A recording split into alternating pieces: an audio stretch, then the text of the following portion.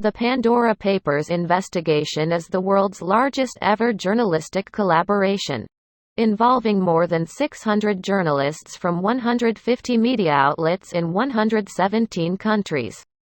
The investigation is based on a leak of confidential records of 14 offshore service providers that give professional services to wealthy individuals and corporations seeking to incorporate shell companies, trusts, foundations and other entities in low or no tax jurisdictions.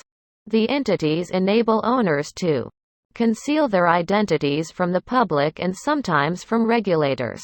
Often, the providers help them open bank accounts in countries with light financial regulation. The 2.94 terabytes of data leaked to ICIJ and shared with media partners around the world arrived in various formats, as documents, images, emails, spreadsheets, and more.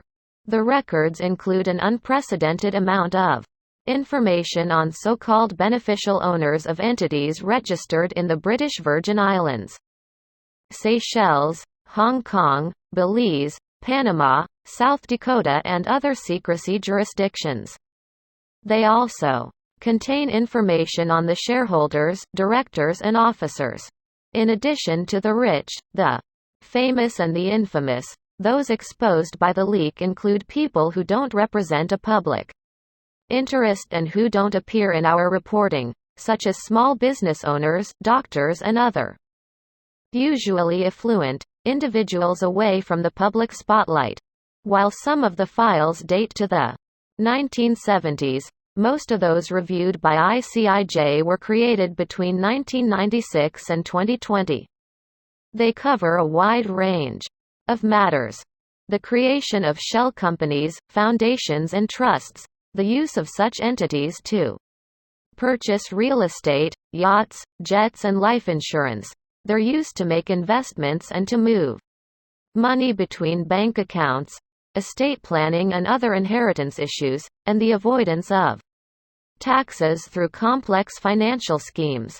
Some documents are tied to financial crimes, including money laundering. The more than 330 politicians exposed by the leak were from more than 90 countries and territories. They used entities in secrecy jurisdictions to buy real estate, hold money in trust, own other companies and other assets, sometimes anonymously. The Pandora Papers investigation also reveals how banks and law firms work closely with offshore service providers to design complex corporate structures. The files show that providers don't always know their customers, despite their legal obligation to take care not to do business with people who engage in questionable dealings. The investigation also reports on how U.S. trust providers have taken advantage of some states' laws that promote secrecy and help wealthy overseas clients hide wealth to avoid taxes in their home countries. The 11.9 million plus records were largely unstructured. More than half of the files, 6.4 million, were text documents, including more than 4 million PDFs, some of which ran to more than 10,000 pages. The documents included passports, bank statements, tax declarations, company incorporation records, real estate contracts and due diligence questionnaires.